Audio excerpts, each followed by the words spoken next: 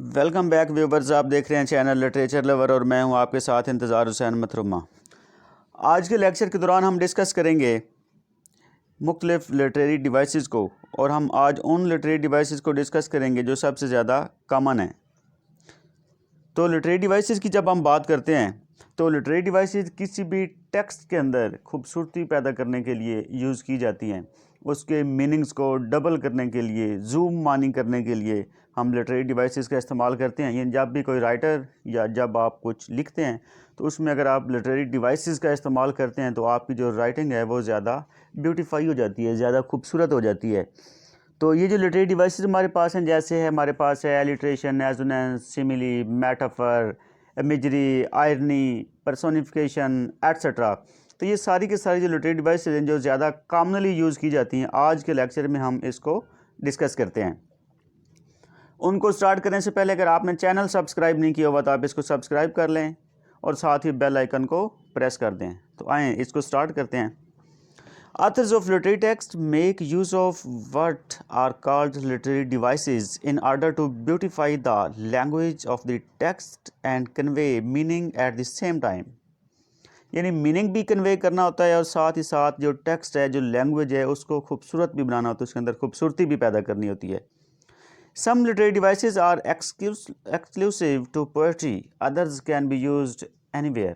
यानी कुछ जो हैं वो जस्ट पोइट्री के अंदर यूज़ की जाती हैं और कुछ दूसरी जो हैं वो कहीं पे भी हम किसी भी टेक्स्ट में यूज़ कर सकते हैं।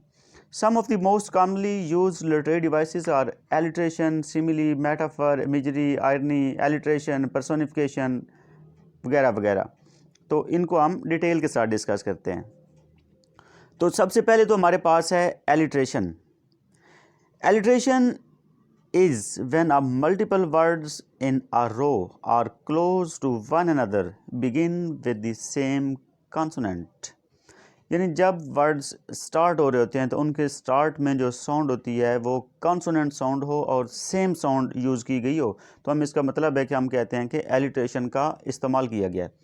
जैसे कि आपके सामने है, हमारे पास एग्जांपल्स की हम बात करें तो बैड, उसके बाद बेबीज़, ब्रदर, बोदर और ब्रदर, इनमें अगर आप देखें तो बैड के अंदर भी बा साउंड है, बेबीज़ का भी बा साउंड है और ब्रदर में भी बा साउंड यूज़ किया गया है और बोदर के अंदर भी बा साउंड यूज़ किया गया है। तो ये जो बा साउंड स्टार्ट के अंदर रिपीट हो रहा है, इस रेपिटिशन को जब हम पोइट्री के अंदर या किसी अपनी प्रोज के अंदर यूज़ करते हैं तो इसको हम कहते हैं कि ये एलिट्रेशन का इस्तेमाल किया गया है। नेक्स्ट हमारे पास जो चीज़ है वो है assonance. Assonance, repetition of vowel sounds to set the mood or adds to the meaning of the word. For example, from the molten golden notes. यानी कहता है कि जो एजोनेंस होती है वो वाउल साउंड्स की रेपिटिशन होती है, लेकिन ये साउंड्स के मोस्टली तौर पे ये एंड पे होती है। वाउल साउंड की जो हम रेपिटिशन की बात करते हैं, यानी अगर वाउल साउंड्स रिपीट हो रहे हों तो उसको एजोनेंस कहते हैं, और अगर एलिट्रेशन हम उस वक्त कहते हैं जब कॉन्सोनेंट साउंड जो हैं वो रिपीट हो रहे हों। तो रेपिटिशन ऑफ वाउल साउंड्स हो गया टू सेट द मूड और add the meaning of the word. यानी वर्ड्स को मीनिंग भी देता है, उसके मीनिंग में कुछ इजाफा करता है, कुछ ऐड करता है और उसका एक चेंज फॉर्म में एक मूड, यानी मूड को भी चेंज करने के लिए एजोनेंस का इस्तेमाल किया जाता है। From the molten golden notes, तो इसमें जो रेपिटिशन हुई गई है इसको हम क्या कहते हैं, यानी वाउल साउंड्स की रेपिटिशन। तो इस वजह से एक मूड भी चेंज हो सकता है और सम टाइम उस चीज़ को मीनिंग भी मिल जाते हैं। उसके बाद नेक्स्ट बात करते हैं तो नेक्स्ट हमारे पास है hyperbole. Hyperbole is an expression which exaggerates an action so much that it cannot possibly be true. It is often used to evoke strong feelings. यानी हाइपरबोले को हम आसान वर्ड्स के अंदर कहते हैं कि ये हमारे पास होता है किसी भी चीज़ की बहुत ज़्यादा एक्सेजरेशन, जिसको आप ओवर एग्जेजरेशन भी कह सकते हैं, एक्स्ट्रा एग्जेजरेशन भी कह सकते हैं। जब आप किसी चीज़ को बहुत ज़्यादा एक इस हद तक एग्जेजरेट कर देते हैं कि उसको बिलीव नहीं किया जा सकता, वो सही नहीं हो सकता, वो ट्रू नहीं हो सकता, वो जस्ट इमेजिनेशन की हद तक होता है, तो उसको हम कहते हैं कि हाइपरबोले का इस्तेमाल किया गया। For example the sentence I have been waiting here for ever, यानी अगर आप इस सेंटेंस को देखें, I have been waiting here for ever, कहता कि मैं यहाँ हमेशा के लिए इंतज़ार कर रहा हूँगा या होंगी। तो इस सेंटेंस को अगर आप गौर करें तो इसमें जो हमेशा के लिए इंतज़ार करना है ये पॉसिबल नहीं है। और इस जगह यानी कोई भी शख्स, कोई भी पर्सन किसी भी चीज़ के लिए पूरी ज़िंदगी वेट नहीं कर सकता। इसलिए इसको हम कहते हैं कि यहाँ पे क्या यूज़ किया गया है, एग्जैजरेट किया गया, यानी चीज़ को एग्जैजरेट किया गया, एग्जैजरेशन का इस्तेमाल किया गया। उसके बाद हमारे पास नेक्स्ट जो चीज़ है वो हमारे पास है इमेजरी। इमेजरी या sensory language is the use of words to create a mental image in a person by appealing to one of our senses। यानी इमेजरी हम उस बात को कहते हैं, उस चीज़ को हम इमेजरी कहते हैं कि जब किसी भी चीज़ के अंदर हमने क्या किया होता है, इमेजरी का ये मतलब है कि हमने जब किसी भी चीज़ के अंदर मेंटल डिपिक्शन की गई होती है, यानी वर्ड्स का इस्तेमाल करते हुए हमने एक इमेज क्रिएट किया होता है। उस इमेज के ज़रिए हम क्या करते हैं, जो कोई भी 5 सेंसेस हैं उनमें से किसी एक को अट्रैक्ट कर रही हो, किसी एक चीज़ को अपील कर रही हो, यानी वर्ड्स के ज़रिए एक तस्वीर बना दी गई हो जो हमारी किसी ना किसी 5 सेंसेस में से एक चीज़ को अपील कर रही है, तो उसको हम कहते हैं कि इमेजरी का इस्तेमाल किया गया है। यानी जब अगर आप देखें, हम अगर यहाँ पे एग्जांपल्स की बात करें तो आपने नावल देखा होगा heart of darkness. Heart of darkness में जब आप चीज़ों को देखते हैं तो उसमें इमेजरी का इस्तेमाल बहुत ज़्यादा है, यानी वो चीज़ें सम टाइम इंसान को, रीडर को भी महसूस हो रही होती हैं, फील हो रही होती हैं कि इंसान जो है वो एक्चुअली उन चीज़ों को फील कर रहा है, तो उसको वहाँ पर भी इमेजरी का इस्तेमाल किया गया। इमेजरी कैन बी ऑडिटरी और विजुअल, ऑडिटरी भी हो सकती है, विजुअल भी हो सकती है। ऑडिटरी का मतलब है कि वो आपके कानों को भी अपील कर सकती है या आपकी आंखों को। आप आंखें डायरेक्ट तो उसको नहीं देख रही होंगी लेकिन इमेजिन कर रही होंगी।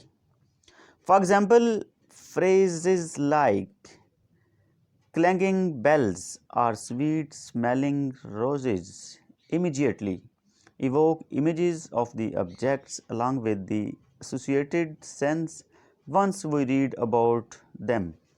यानी जब किसी चीज़ का अगर स्वीट स्मेलिंग रोजेस की बात की गई है तो आपके माइंड में फ़ौरन अगर कोई चीज़ आ जाती है कि फ़लाँ चीज़ जो थी, यानी किसी कोई स्मेल आपको महसूस होना शुरू हो जाती है जो कि आपने एक रियल लाइफ में महसूस की हुई थी या देखी थी, तो इसका मतलब है कि उस चीज़ के अंदर इमेजरी का इस्तेमाल किया गया, यानी आपकी एक सेंस को उसने फ़ौरन अट्रैक्ट किया है। या अगर कोई किसी स्वीट सॉन्ग की बात करता है और आपको फ़ौरन वो सॉन्ग की एक मेलोडीज़ आपके कान में चलना बजना स्टार्ट हो जाती हैं, तो इसका मतलब है कि इमेजरी का इस्तेमाल किया गया। नेक्स्ट हमारे पास है irony. Irony is a contextual device that causes us to have expectations that are different from the actual outcome. यानी हमारे पास जो आयरनी होती है इसका मतलब ये होता है कि इंसान कह कुछ रहा होता है और उसका मतलब कुछ होता है, या सिचुएशन एक ऐसी होती है कि इन सिचुएशन और होती है लेकिन उसका मतलब या वहाँ पे जो आउटकम होता है वो कुछ और होता है, वो उसकी पॉसिबिलिटी कुछ और होती है। तो इसका मतलब ये है कि आयरनी का जब हम इस्तेमाल करते हैं तो हम क्या करते हैं, हम कह कुछ और होते हैं लेकिन हमारा उससे कहने का मकसद जो है वो कुछ और होता है। तो आयरनी की जो है वो डिफरेंट टाइप्स होती हैं। टाइप्स में सिचुएशनल आयरनी होती है, ड्रामेटिक आयरनी होती है, वर्बल आयरनी होती है, नॉन वर्बल आयरनी होती है, एट्सेट्रा। तो हम सबसे पहले देखते हैं कि सिचुएशनल आयरनी कौन सी होती है। जो सिचुएशनल आयरनी की हम बात करते हैं, wherein something other than what we thought would happens, यानी जब आप कुछ सोच रहे होते हैं कि ऐसा होगा लेकिन वैसा नहीं होता बल्कि उसके अलावा कुछ और वकू होता है, कुछ और चीज़ हैपन होती है, कोई और वाक़या वकू पजीर होता है, तो इसका मतलब होता है कि ये सिचुएशनल आयरनी है। उसके बाद हम बात करते हैं ड्रामेटिक आयरनी की। Dramatic irony, a character does not know certain information which the audience already knows, यानी समटाइम जो करैक्टर होता है उसको एग्जैक्ट बात का, एग्जैक्ट चीज़ का नहीं पता होता लेकिन जो ऑडियंस होती है उनको अंदाज़ा होता है, तो उसको हम कहते हैं कि ड्रामेटिक आयरनी है। यहाँ पे अगर हम एग्जांपल कोट करना चाहें तो हम जो ग्रीक ट्रेजेडी है इडिपस रेक्स उसकी एग्जांपल कोट कर सकते हैं कि उसके अंदर अगर आप देखें तो वहाँ पे जो ऑडियंस थी उनको पता था कि जो इडिपस है उसने ही अपने फादर का मर्डर किया है, लेकिन उसको एग्जैक्टली खुद को नहीं पता था। इसका मतलब यह है कि ये ड्रामेटिक आयरनी थी, उसको नहीं पता था लेकिन ऑडियंस को और वहाँ पे जो लोग थे टायरिसियस वगैरह उनको आइडिया था, उनको पता था। Where a character does not know certain information which the audience already knows, यानी ऑडियंस को पता होता है लेकिन उस करेक्टर को स्पेसिफिकली नहीं पता होता। उसके बाद हमारे पास वर्बल आयरनी होती है, in which a character says something but means something else. यानी हमारे पास वर्बल आयरनी क्या है कि जब एक करेक्टर कह कुछ और रहा होता है लेकिन उसका मतलब कुछ और होता है, तो इसका मतलब है कि वर्बल आयरनी का इस्तेमाल किया गया है। For example, if your doctor was smoking while talking to you about cancer, it would be ironic. यानी जब आपका डॉक्टर आपको ये बता रहा हो कि कैंसर जो है उसका एक वजह आपका ट्रीटमेंट भी कर रहा हो, डेफिनेटली कैंसर की एक वजह जो है वो स्मोकिंग भी होती है, और आपका डॉक्टर कैंसर का ट्रीटमेंट कर रहा हो और साथ ही वो स्मोकिंग कर रहा हो, तो इसका मतलब ये है कि ये क्या है, आयरनी है, वर्बल आयरनी है। यानी वो आपको ज़बानी कह रहा है कि आपने सिगरेट नोशी नहीं करनी, स्मोकिंग नहीं करनी, और साथ ही साथ वो खुद स्मोकिंग करी जा रहा है, तो इसका मतलब ये एक आयरॉनिक चीज़ है। तो इसी तरह जब हम किसी को किसी के नेगेटिव काम पे कहते हैं कि वेरी गुड, बहुत अच्छे, तो जो हमने बहुत अच्छे कहा होता है इसका मतलब होता है कि हमारा वो मकसद नहीं होता, वो मतलब नहीं होता, बल्कि हम उसके उल्ट कह रहे होते हैं, तो तब भी हम आयरनी का इस्तेमाल कर रहे होते हैं, और वो जो आयरनी हम यूज़ कर रहे होते हैं वो होती है वर्बल आयरनी। उसके बाद नेक्स्ट हमारे पास है onomatopoeia. Onomatopoeia is a technique of using words that are pronounced and sound just like what they represent. यानी कि हमारे पास ऐसे साउंड या ऐसे वर्ड्स होते हैं जिनको ऐसे प्रोनाउंस किया जाता है, उनकी साउंड ऐसी होती है जैसे कि जिन वर्ड्स को रिप्रेजेंट कर रहे हों उनके सेम की तरह। यानी उन वर्ड से, उनकी साउंड से हमें आइडिया हो जाता है कि हम किस चीज़ की बात हो रही है, वो जिसका नाम, यानी जब हम कहते हैं एग्जाम्पल पे हम चले जाते हैं, for example words such as buzz और hiss when pronounced sound like the very sound they represent. जब हम बज या हिस की बात करते हैं तो ये जिस साउंड को रिप्रेजेंट कर रहे होते हैं उसी की तरह सेम टू सेम इनका नेम भी होता है। तो ये जो नेम और उसकी क्वालिटी, उसके नेम के अंदर जो रिप्रेजेंटेशन है यानी प्रोनाउंसिएशन, और नेम और उसकी क्वालिटी के अंदर जो एक सिमिलरिटी है, इस सिमिलरिटी को हम कहते हैं कि ओनोमेटोपिया का इस्तेमाल किया गया है। उसके बाद ओनोमेटोपिया के बाद हमारे पास है oxymoron. Oxymoron is a term made of two words that are opposites of each other and therefore imply each other's opposite. यानी ऑक्सीमोरॉन का मतलब ये है कि हम जब दो अपोजिट वर्ड्स को एक साथ इकट्ठा यूज़ करते हैं तो इसको हम ऑक्सीमोरॉन कहते हैं। उसकी एग्जांपल जैसे कि हैं क्रूअल लव, अब एक साइड पे प्यार है दूसरी साइड पे जुल्म है, क्रूअल लव, तो ये जो अपोजिट वर्ड्स को इकट्ठा यूज़ किया गया है इसको हम कहते हैं कि ये ऑक्सीमोरॉन का इस्तेमाल किया गया है। उसके बाद हमारे पास है टेरिबल ब्यूटी, यानी एक साइड पे खौफनाक है, टेरिबल है, और दूसरी साइड पे साथ वो कहता है ब्यूटी।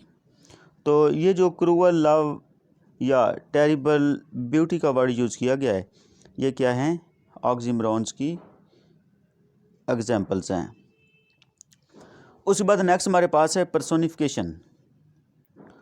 पर्सोनिफिकेशन का मतलब ये होता है कि जब हम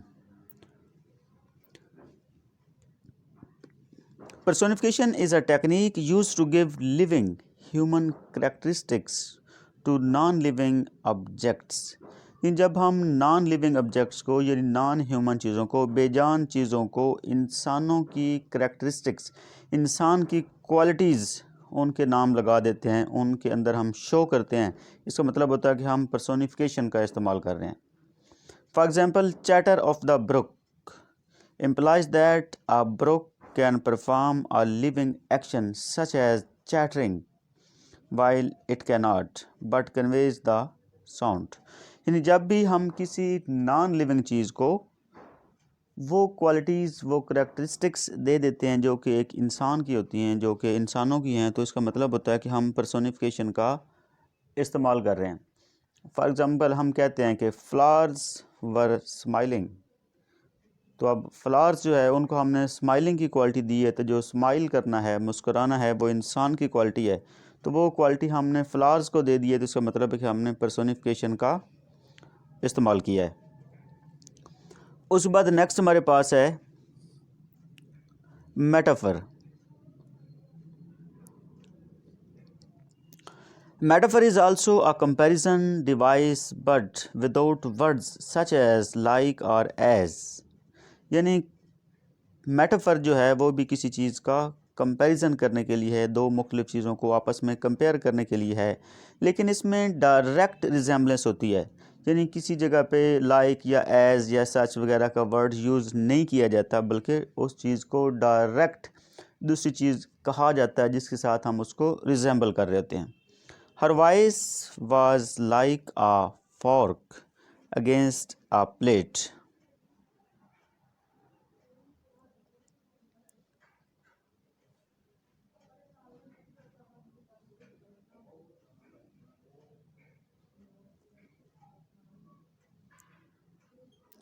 यानी कि हम ये बात कर रहे हैं कि मेटाफर जो है, मेटाफर के अंदर जब हम सच लाइक या एज का वर्ड यूज़ किए बगैर हम उसको क्या करते हैं, आपस में कंपेयर करते हैं दो मुख्तलिफ चीज़ों को। यानी उस चीज़ को एग्जैक्टली हम वही चीज़ कह देते हैं। She is a real pitbull. तो यहाँ पे हमने शी को पिटबुल के साथ कंपेयर करना था, तो हमने एग्जैक्टली वही चीज़ कह दिया है। हमने जस्ट वर्ड सच लाइक वगैरह का यूज़ नहीं किया कि ये उसकी तरह है, बल्कि हमने कहा कि ये डायरेक्ट वही है। उसके बाद नेक्स्ट हमारे पास जो वर्ड है वो है simile. Simile is also a comparison device using words such as like और as. For example, her voice was like a fork against a plate। यानी इसके अगर हम यहाँ पे गौर से देखें तो यहाँ पे लाइक का वर्ड यूज़ करते हुए हमने कंपैरिजन किया है। जब आप लाइक या एज का वर्ड यूज़ करते हुए कंपैरिजन करते हैं तो इसका मतलब होता है कि आप सिमिली का इस्तेमाल कर रहे हैं। और अगर लाइक या एज का वर्ड यूज़ ना किया जाए और कंपैरिजन किया जाए तो फिर इसका मतलब होता है कि आप मेटाफर यूज़ कर रहे हैं। यानी जो मेटाफर है वो डायरेक्ट रिजेम्बलेंस है और जो सिमिली है वो इनडायरेक्ट रिजेम्बलेंस है। तो उसके बाद हमारे पास जो नेक्स्ट चीज़ है वो है रैट्रिकल questions.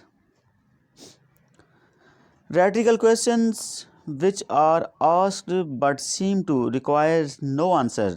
They are simply language tools to convey an idea but not actual questions which require an answer. For example, if practice makes perfect and no one's perfect, then why practice? तो इसको अगर आप गौर से देखें तो वो कहता है कि अगर प्रैक्टिस जो है वो इंसान को परफेक्ट बनाती है, तो जब नो वंस परफेक्ट, जब कोई भी परफेक्ट नहीं है तो फिर देन वाई प्रैक्टिस, तो फिर प्रैक्टिस कैसी। यानी ये रैटिकल क्वेश्चंस होते हैं। रैटिकल क्वेश्चंस का मतलब ये होता है कि ये कोई आंसर रिक्वायर नहीं कर रहे होते, आंसर रिक्वायर नहीं होता इनका। For example, this is a rhetorical question that is asked simply for its effect. The speaker would not be looking for an answer।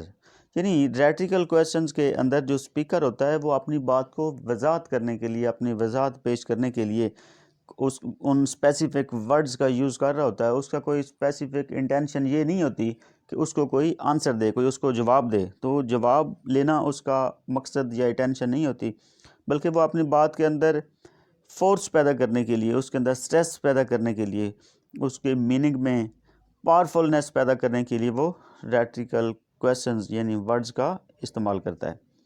उसके बाद नेक्स्ट हमारे पास होता है repetition. Repetition is when an author repeats a word or line multiple times to reinforce its importance to the audience। यानी जब कोई writer किसी word को या स्पेसिफिक लाइंस को बार बार रिपीट करता है, बार बार उस लाइंस को दोहराता रहता है, तो इसका मतलब होता है कि वो रेपिटेशन कर रहा है। ये रेपिटेशन की क्यों जाती है? अपनी बात के अंदर ज़्यादा ज़ोर पैदा करने के लिए, ज़्यादा इफ़ेक्ट पैदा करने के लिए। For example, I do not like green eggs and ham is repeated in doctor Seuss famous book to let the reader know the man is stubborn and set in his ways. It also reinforces the central message when the repetition is broken. I do so like green eggs and ham. Thank you, Sam. I am central message. You should always try something before you say you dislike it. यानी repetition जो है वो किसी भी चीज़ के अंदर force पैदा करने के लिए, उसके अंदर किसी बात के ऊपर ज़ोर देने के लिए हम उसका रेपिटेशन करते हैं। यानी किसी चीज़ को रीइंफोर्स करने के लिए हम वर्ड्स को रिपीट करते हैं। जब भी आप अपनी राइटिंग के अंदर कुछ वर्ड्स को रिपीट करते हैं जिनके अंदर आपने फोर्स देना होता है, तो उसको आप भी समटाइम बार बार एक ही वर्ड जो है वो यूज़ हो रहा होता है। उसके बाद नेक्स्ट हमारे पास है rhyme. Rhyme is when words and in similar sound.